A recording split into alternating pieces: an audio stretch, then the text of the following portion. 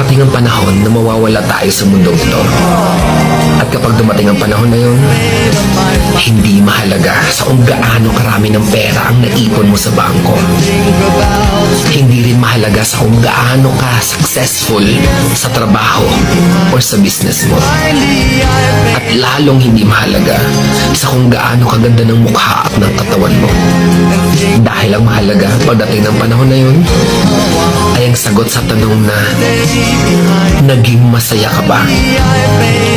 Nagawa mo ba ang kagustuhan ng puso mo kahit pag-gaano ka malito sa mata ng mundo? Dahil sa huli naman, ikaw naman magdadala ng mga memories na yon sa libingan mo. Hindi naman ang mga tao sa paligid mo.